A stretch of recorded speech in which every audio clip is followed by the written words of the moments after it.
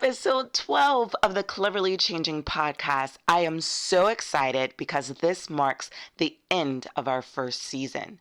We appreciate all of you for tuning in, for telling your friends. This podcast has truly been something that has been on our hearts and our minds, Miriam and I, and we wanted to connect with other parents. You don't have to be a homeschool parent to listen. The information that we share is really for all different types of parents. And so what we do share from our perspective because we are both homeschool moms, but we appreciate all of you for tuning in.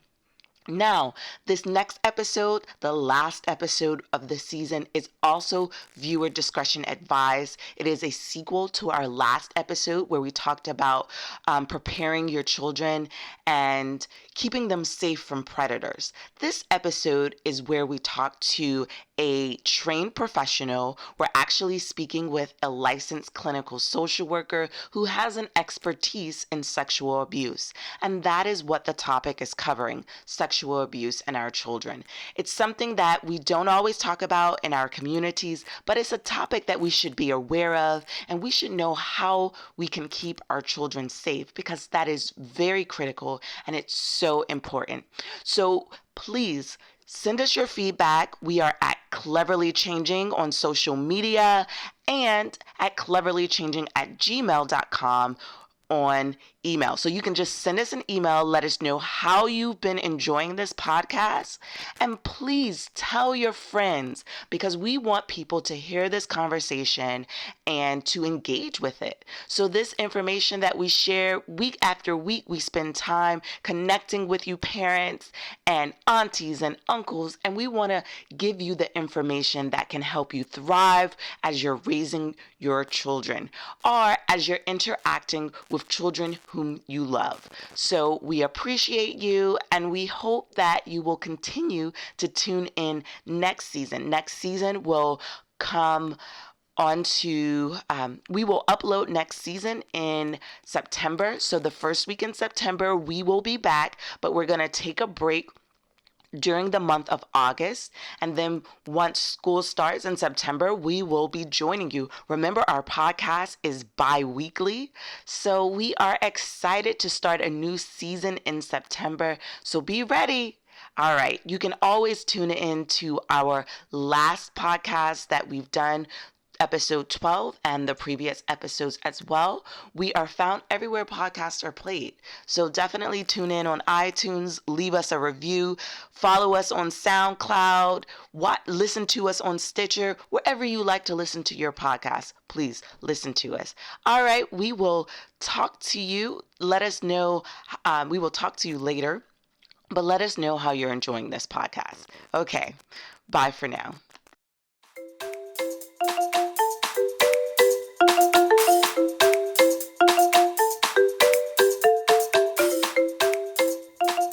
It's now time for the word of the episode. Dun, dun. Today's word is kuanda, and it means prepare in Swahili. Rising early makes the road short. African proverb.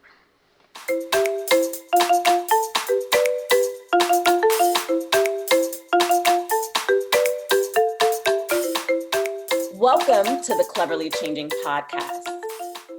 The Cleverly Changing podcast is a bi-weekly show where we discuss culture, life, and everything in between.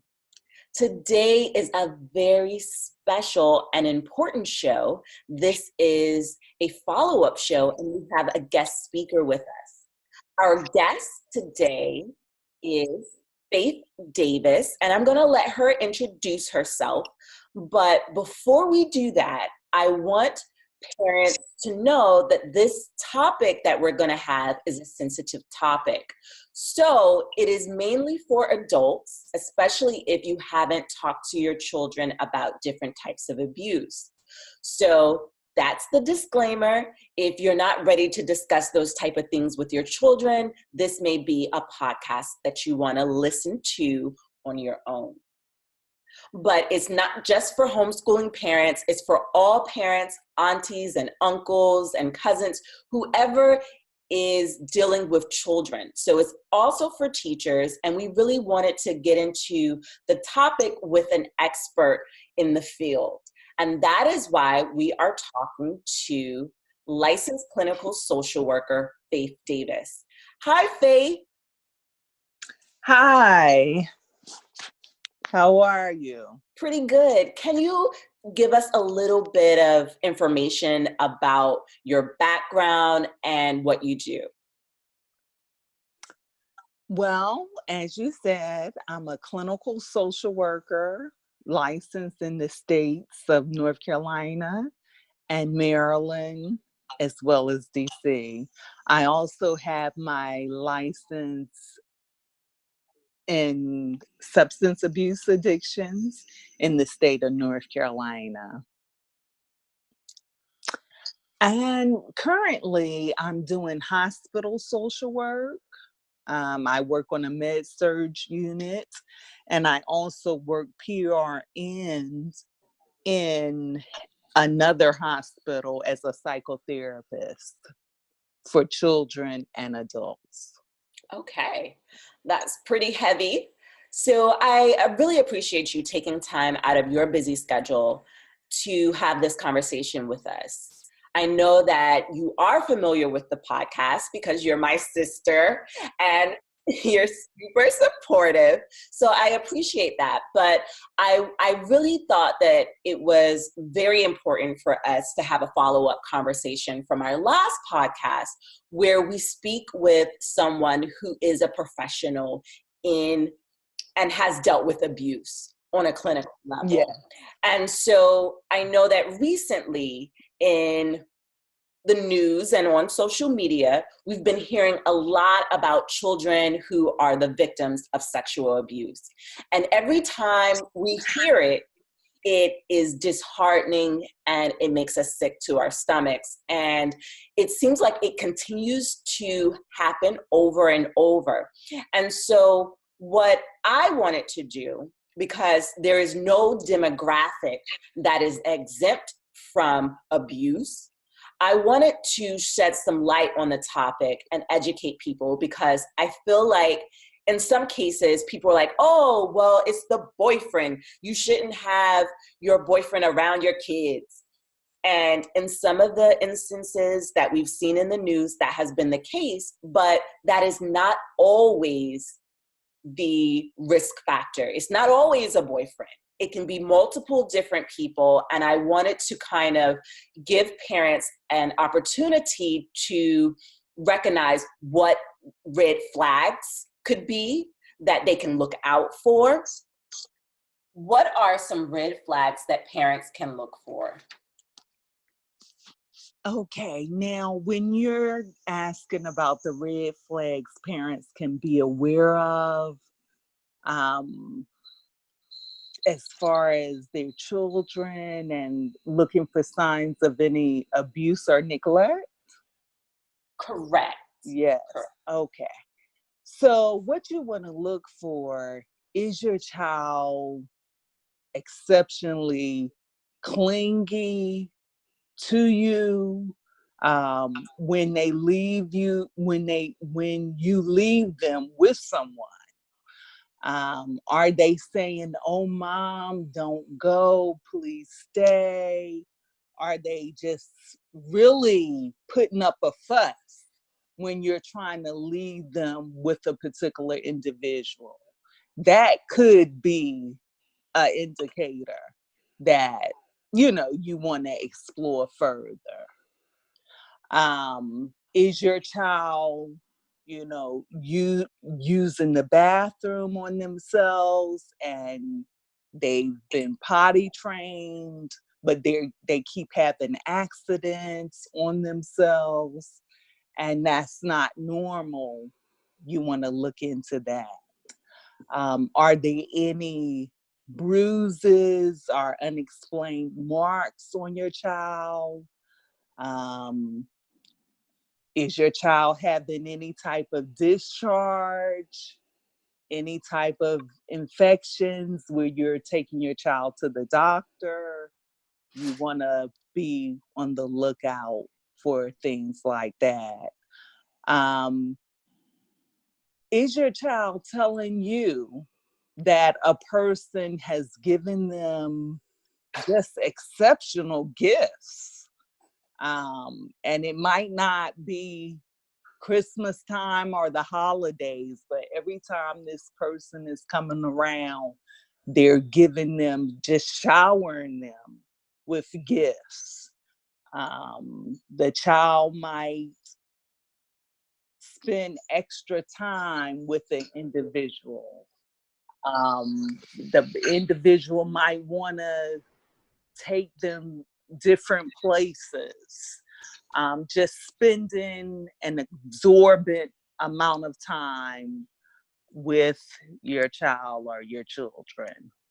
Um, and your child might come up to you and say, well, this person wants us to keep some secrets.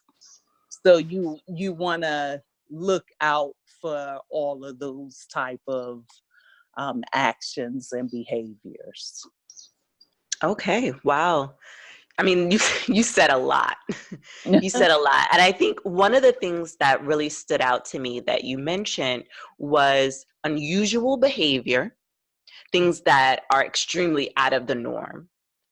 And something that you mentioned that we don't always equate with abuse, but is definitely a sign, is the gifts, the extreme gifts. Because someone can give someone a gift where, that's fine, but if the gift is very expensive or somehow whatever the child did, it was so extremely lavish compared to what was given. It doesn't necessarily meet with the reward. Yes, right, right. And, some of the things I always tell parents, because I did my internship on a specialized sex abuse unit at a social service agency, and I worked with survivors of sexual abuse, physical abuse. I worked with their foster parents as well as their biological parents. Um, I would tell the parents to really listen to their children, and not only listen, but look at even nonverbal behaviors that the child might have. Because a lot of times, sometimes children can't even verbalize what is going on, but there are nonverbal behaviors that a child could exhibit that you can, kind of try to talk with them more.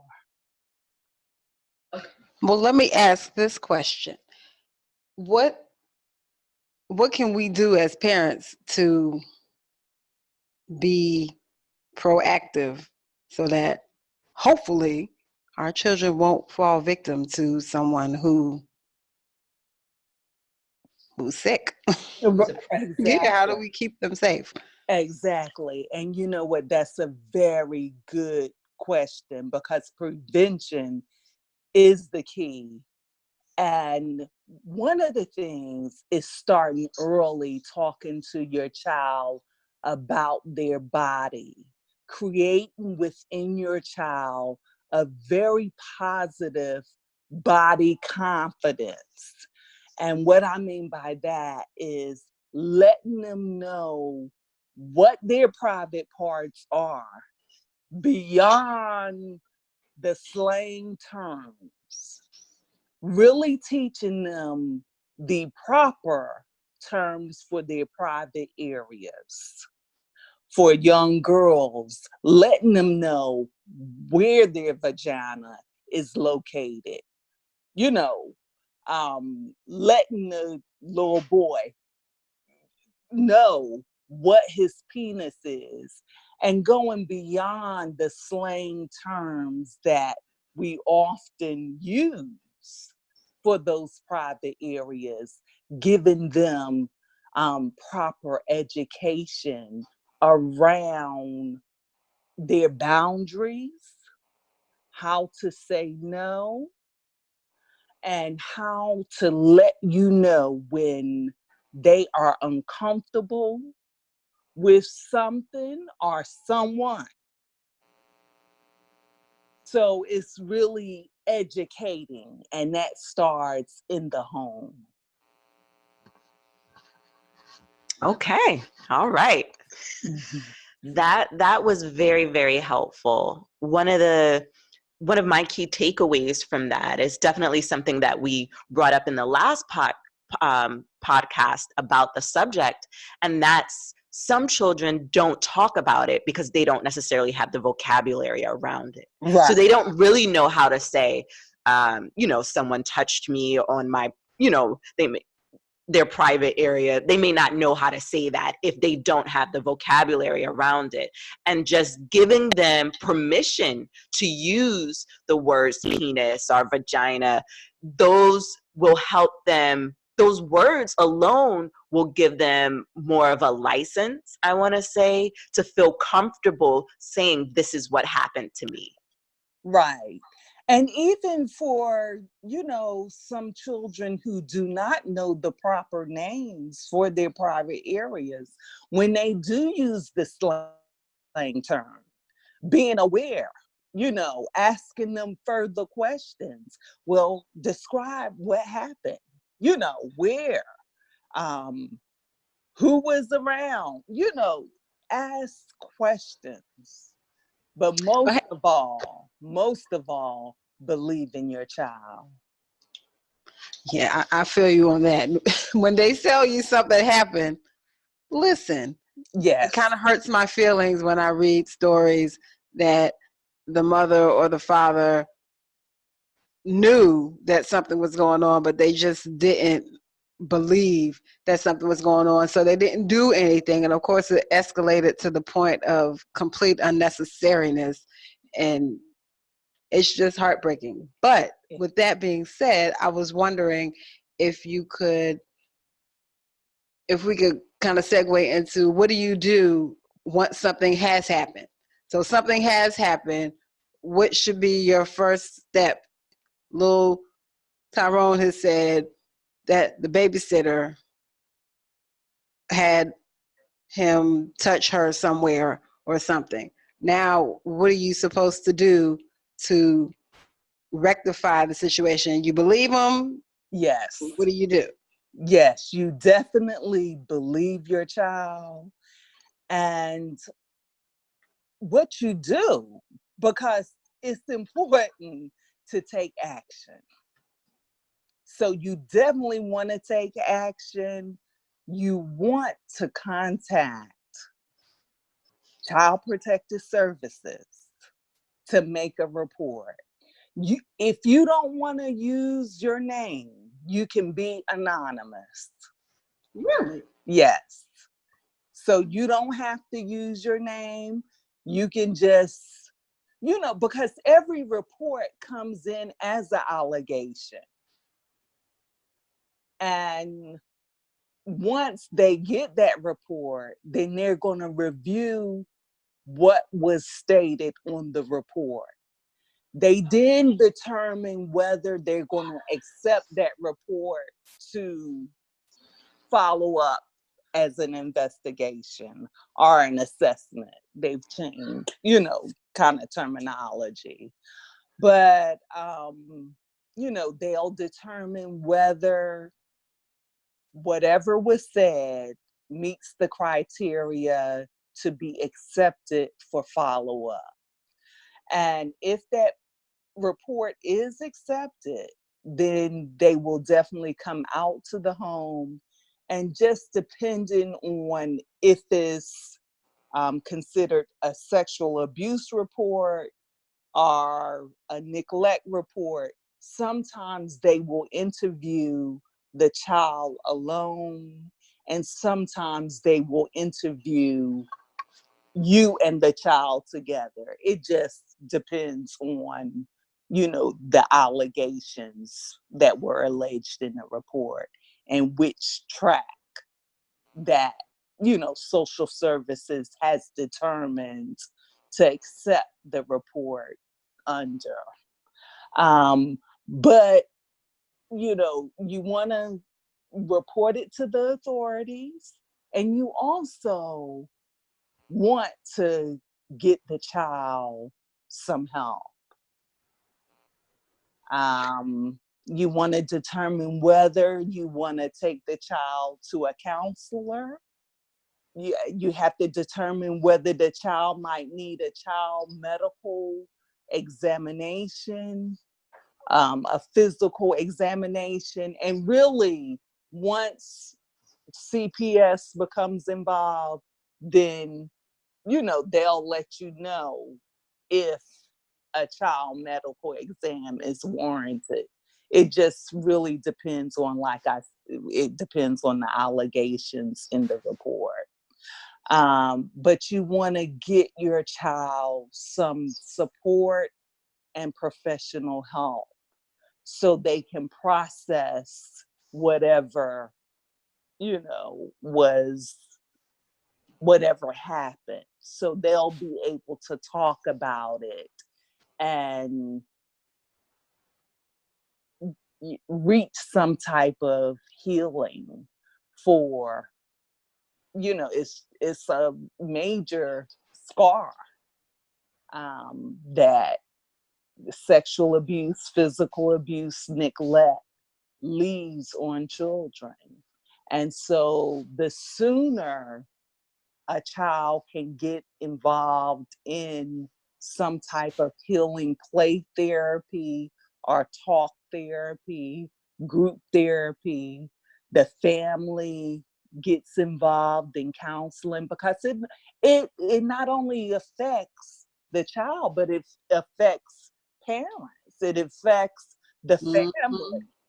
So this whole situation needs to be addressed to bring ultimate wholeness and healing for your loved one. Okay, really quickly. I know this is so unprofessional, but my heart is screaming out, what about that bastard though?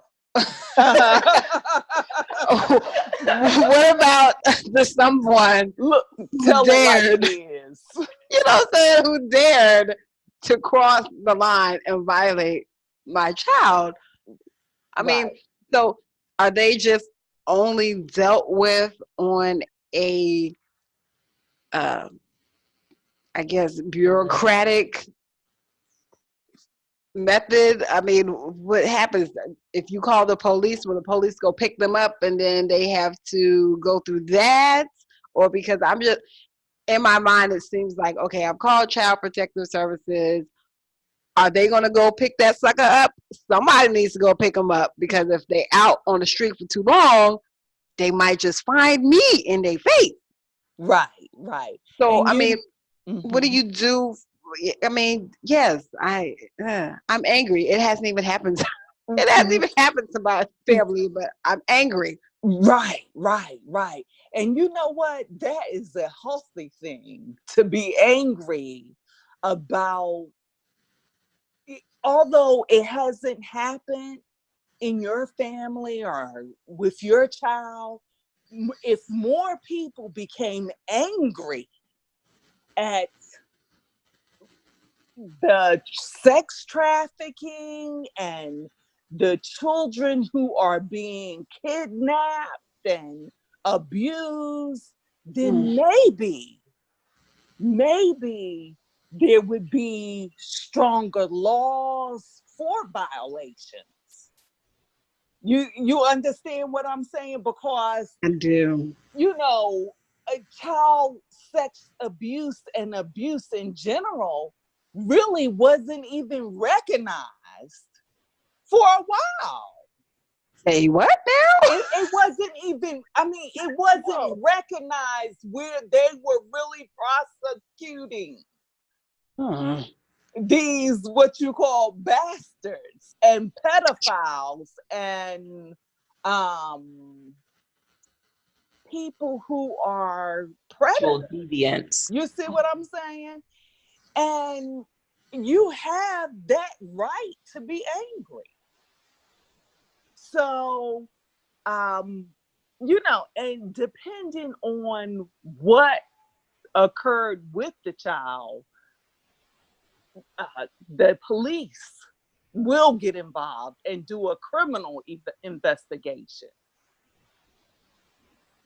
Okay.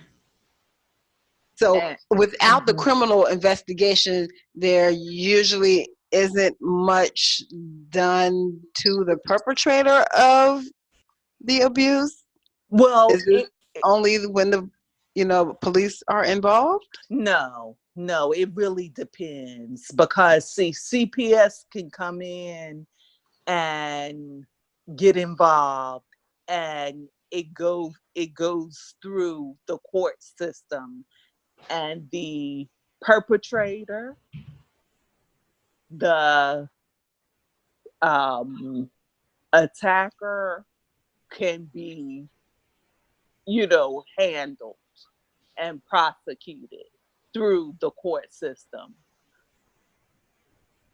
as Okay. well as, if the police didn't get involved, they could still, be prosecuted. Okay. Mm-hmm. Good to know. Yes. Oh, I have another question. What difference, if there is any difference, between rape, molestation, and incest? Okay. So incest is defined as any type of sexual abuse or touching, or it could be any type of sexual contact that occurs when the person is a family member, when they are related to you by biological or adoption.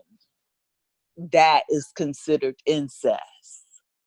Like, it could be a father and a son, or a mother and a daughter, or a brother and a sister.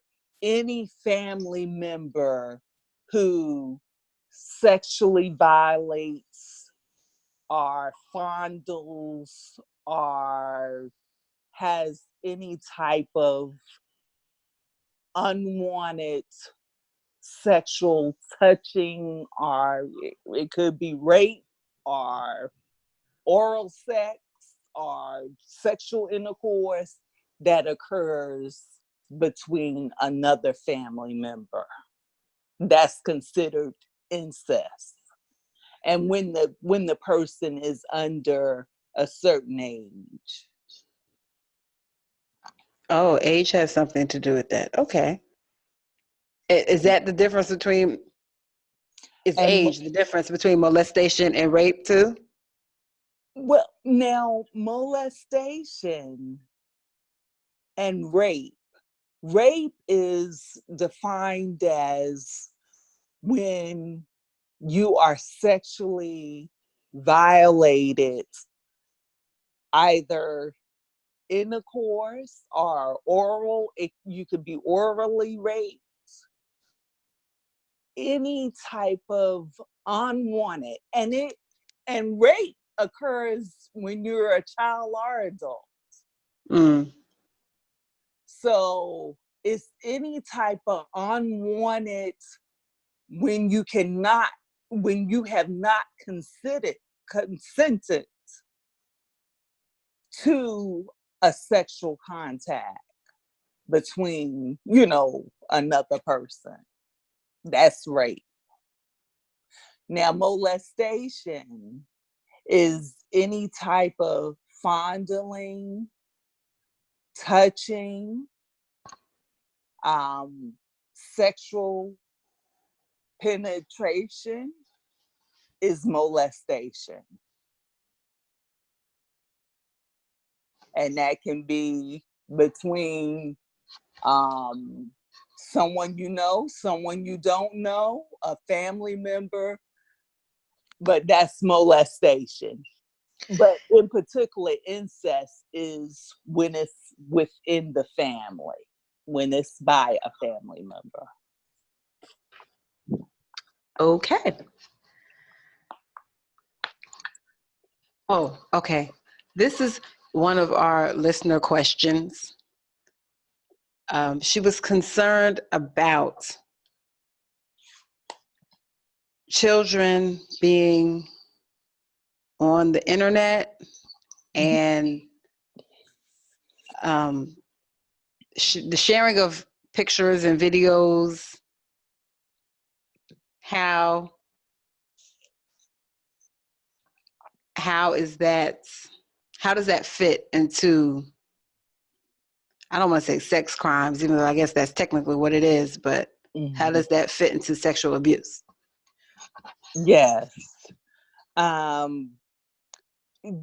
They have there's a popular term that is called sexting. And that's where, teens or a young person or, even some adults send racy sexual pictures. They might send a picture of their breasts or showing their private area or in some type of sexual pose or any sexual part is showing. They send it to a person by cell phone, by the computer. And it's something that a lot of teens have started doing. And so the question that you just posed, that the reader posed, they wanted to know how a parent should kind of prevent that from happening. Is that the question? So here's the scenario. If you're a parent and your child is entering the teenage years, Right. and they're on social media. Yes. And, some social media like Snapchat, for instance, they feel like it's just going to disappear.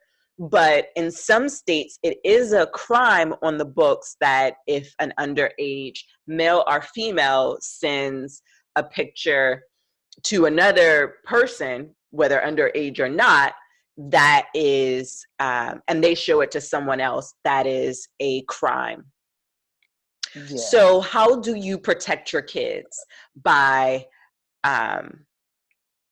getting them to understand that you don't need to receive that type of information, and it's not funny, it's not a joke, it's a serious allegation, that you don't want to have to register as a sex offender because you took the wrong type of you made the wrong decision with what you did after you received that material. Right. Well, you know what, that kind of touches on what we talked about earlier in the conversation, having a relationship with your child where your child feels comfortable talking with you about any subject. It's very important for you to be able to nurture and develop a relationship with your child where open and honest communication about sex can be had. Because we are living in a world where technology is trying to teach our children about sex. Your child is hearing any and everything in the schools as well as in the street among their friends.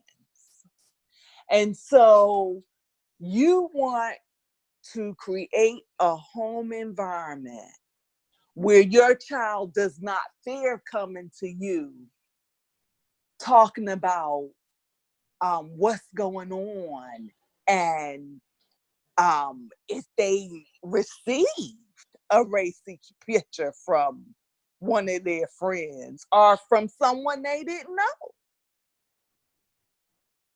You see? Okay. Yes. Something that came to mind to me about the situation is, I think giving your children that information prior to, like, this is the offense, and these are the consequences, making sure that they understand what the consequences are. Because sometimes I think with young people, they don't necessarily know what's going to happen. Oh, I didn't know that was wrong. Oh, I didn't know. And I think we have to take that that ignorance is not It's not going to save you. The ignorance is not going to save you. it's not. Right. So, that's not a defense. And Ignorance that's is not why a defense. you have to create scenarios. You know, So- what if such and such happened? And get some feedback. Well, what would you do to your child? What would you say if this happened? What would you do if you received this? How would you react? Find out what your child is thinking. Okay. So role play Yes. and discuss it. Yes. So that's Yes. okay. Yes. And see, that creates an atmosphere where your child, they won't be so fearful in bringing something to you. If you say, well, what if such and such? Or, So it sounds like a lot of what you've talked about so far is about that parent-child relationship, about how you interact together makes a world of difference when it comes to any type of abuse. Just being able to be comfortable with your child so that they are willing to talk to you. That is the key in all situations. Exactly. And you don't want to, I'm not sure how, well, I To know how you project your grew up. personal feelings? Are you saying to project your personal feelings? No, I wasn't going to say that. I was getting ready to say that sometimes, well, I know while growing up, we were just told to keep our dress down and our panties up. That was the rule. You see? And, we did not get the benefit of discussing, well, what is sex and, sexuality, and what is pleasure? What is okay? What is not okay? Well, what do you think? How do you feel about this? You see? And so you don't want to always talk about sex in a bad light, because sex is a beautiful thing, So don't make those conversations taboo. Right. Don't make them taboo, and don't make them all about, oh, this is not good or this is bad, because you want your child to have a healthy outlook on their bodies and about the proper time and place for sex.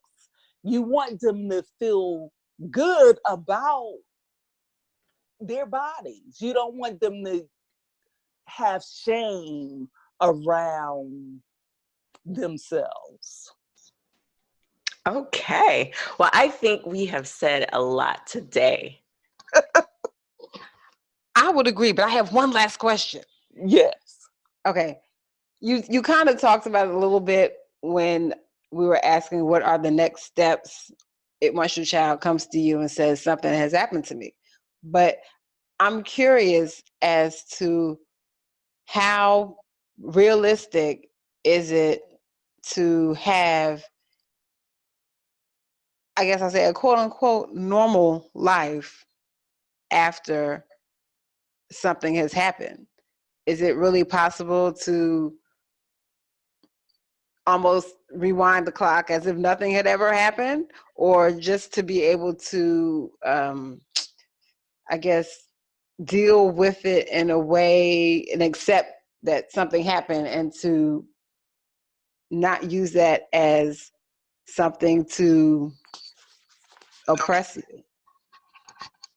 Can real healing truly be found? Or is the goal after you've been sexually abused to just cope with life? You know what? I believe that healing will be a lifelong process. There are different stages of healing, and as a child progresses through puberty and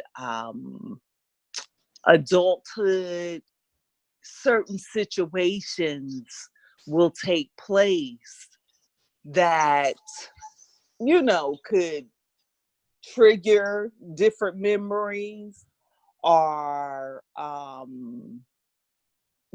cause a person to have flashbacks. But I think the sooner a child receives counseling or gets involved in groups or gets involved in body work activities, the better it is. The sooner they get help and assistance to, like you said, cope and to deal with and to um, handle the various emotions that they go through, the better it is. I don't think it's that they will all of a sudden just be healed. But it really depends on the child and how whatever happened affected them. It really Right. depends on how that child perceived what happened to them and how what happened affected them. Okay, that's pretty deep. I think as we wrap up, there were a lot of different points that you said that in the future, I would love to have you on the show again so that we can discuss it. One of the things that you said that really has stood out in my mind is body confidence. Yes. Yeah. I think that in and of itself is a whole show topic. Yeah. Yeah.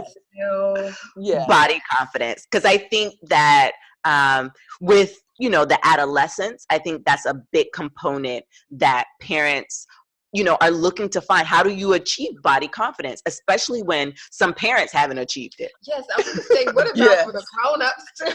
Yes. Right. So we want to talk about that in the future. And Yes. also in a future show, I would also like for you to talk about the different types of abuse and kind of really define them for Okay. us, Yes. because all abuse isn't just sexual. Right. And I think that right now, just in the climate of social media, that what we've been seeing, it's something that we're talking about, but there are other types of abuse as well, and they're not any less important.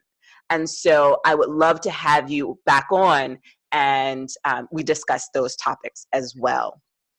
Well, you know what? I thank you all for having such an enlightening podcast, the topics that you all discuss, the different words that you all define. It is so relevant and refreshing to hear you all as sisters discussing it and raising awareness of what can, how we can have healthy children and healthy families and be healthier parents. It's a blessing that you all are on the cutting edge. Thank Oh, you. thank you. Well, thank you. So before we let you go, I just wanted to recap the points that you brought up. So the next steps that parents should take are: 1, contact Child Protective Services; 2, seek help or counseling for your child; and 3, seek some sort of support, some type of therapy, whether it's play therapy, group therapy, family therapy. But those are just some of the 3 steps that should be taken if a parent finds out something has happened to his or her child. And I definitely also want to tell you to dial 911. Dial 911, because some things are considered criminal, and you need to address it with the cops immediately. Get But that. CPS is involved too, and even the cops will send information to CPS as well. Okay, so you just brought up something that, how do we know when it's time to dial 911 and when we should place a call to CPS? Well, let's say your child, you came home and your child said the babysitter did something sexual with them. Dial 911, because that's a criminal investigation. Okay. Mhm. And can you give me an scenario example for the Child Protective Services? Let's say um,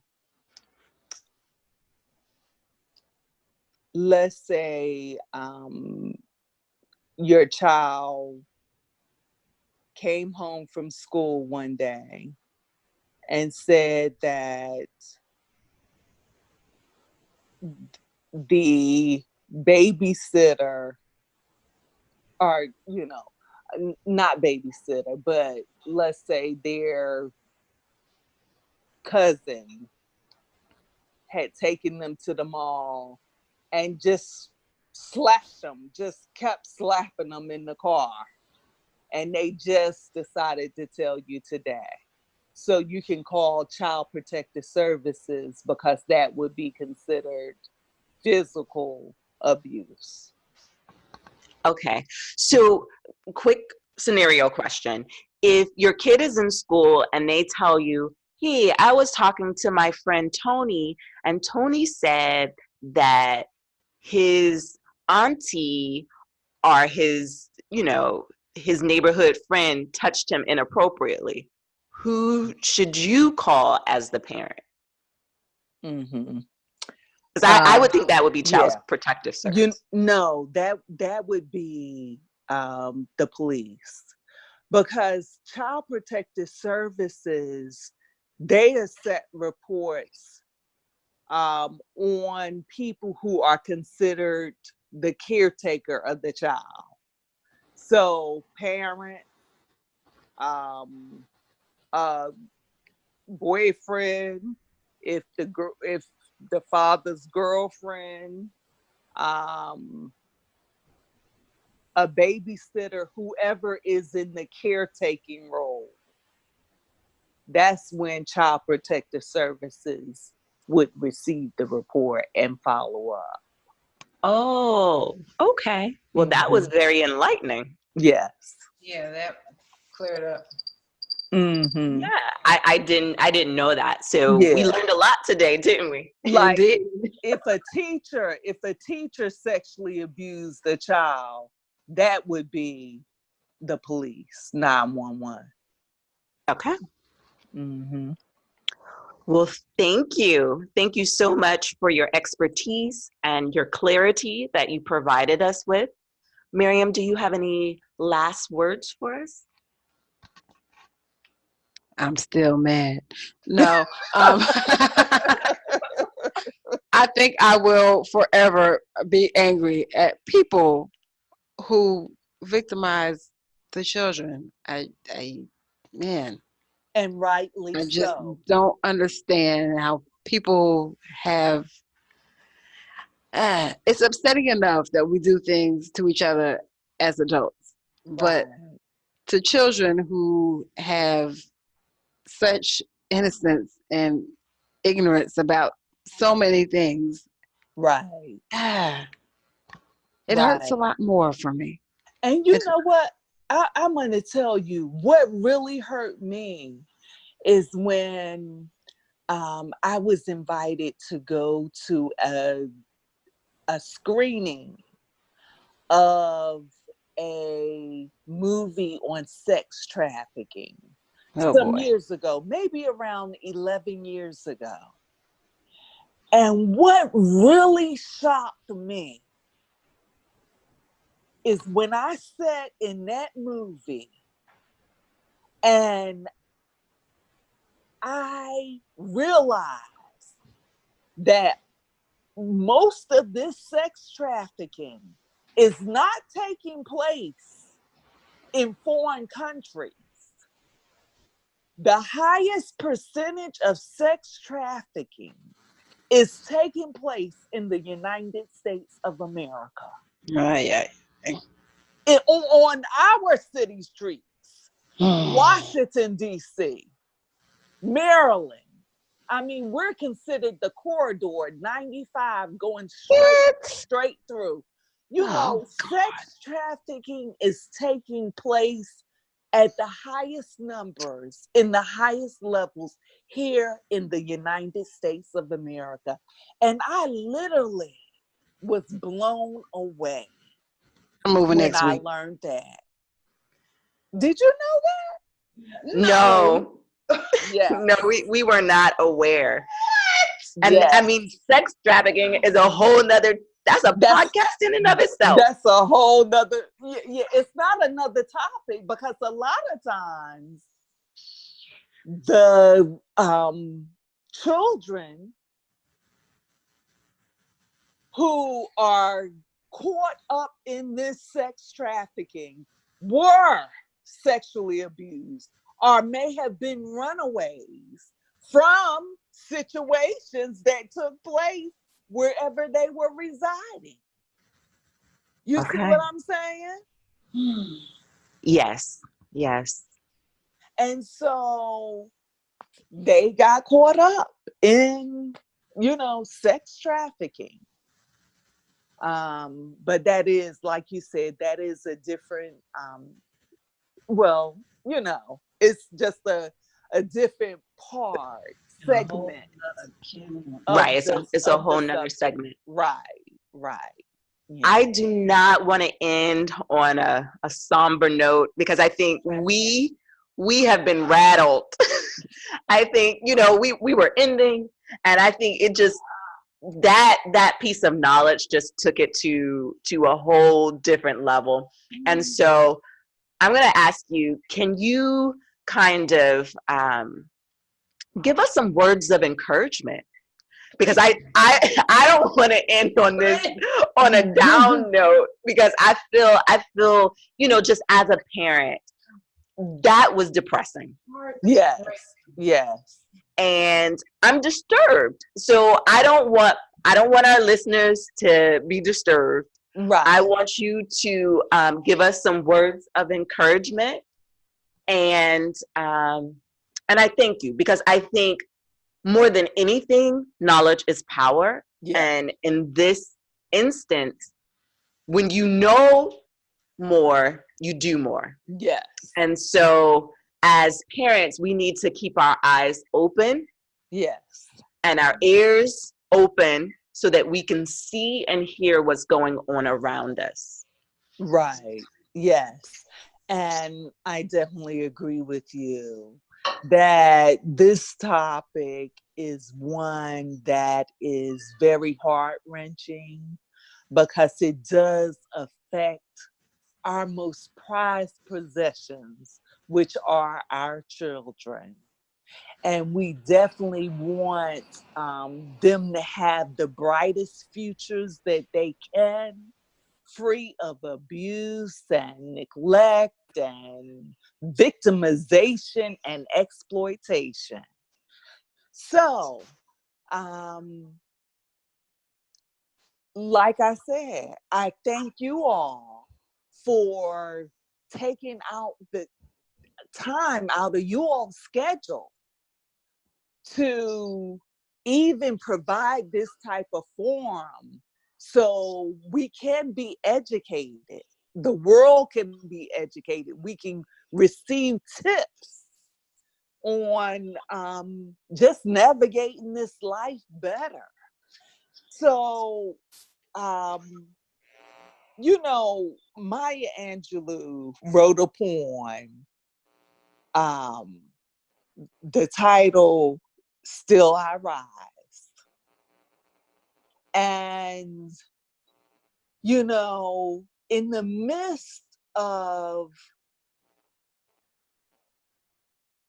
something that is so blatantly devastating, it's important to remember that beauty can come out of ashes, and beauty can come out of wounds, and beauty can come out of devastation. And just knowing that parenting is a rich opportunity to, better the world, better society, and making sure that you all take time out to replenish yourselves, to do something good for yourself tonight, to, if it's nothing more than lighting a candle, or maybe not a candle, if you have children, but just doing it for yourself, going in the bathroom, whatever brings you a little bit of joy, moments of refreshing, where you can exhale, where you can let your hair down, taking a bubble bath, or whatever brings you joy. It's important to do it, and to know that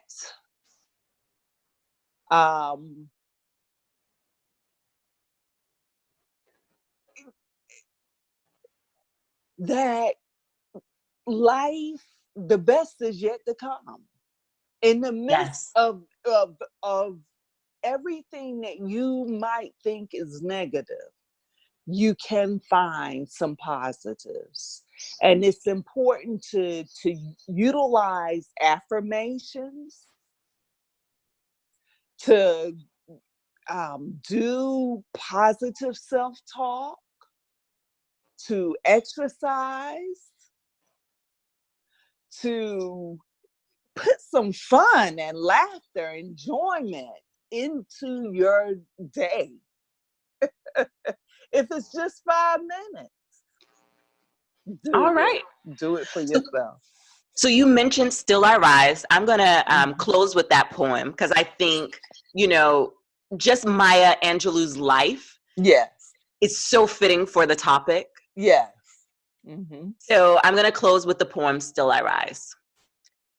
You may write me down in history with your bitter, twisted lies. You may trod me in the very dirt, but still, like dust, I'll rise. Does my sassiness upset you? Why are you beset with gloom? 'Cause I walk like I've got oil wells pumping in my living room, just like the moons and like suns, with the certainty of ties, just like hope springing high. Still, I'll rise. Did you want to see me broken? Bowed head and lowered eyes, shoulders falling down like teardrops, weakened by my soulful cries. Does my haughtiness offend you? Don't you take it awful hard, 'cause I laugh like I've got gold mines digging in my own backyard. You may shoot me with your words. You may cut me with your eyes. You may kill me with your hatefulness, but still, like air, I'll rise. Does my sexiness upset you? Does it come as a surprise that I dance like I've got diamonds at the meeting of my thighs? Out of the huts of history's shame, I rise. Up from a past that's rooted in pain, I rise. I'm a black ocean, leaping and wide, welling and swelling, I bear in the tide, leaving behind nights of terror and fear. I rise into a daybreak that's wondrously clear. I rise, bringing the gifts that my ancestors gave. I am the dream and the hope of the slave. I rise, I rise.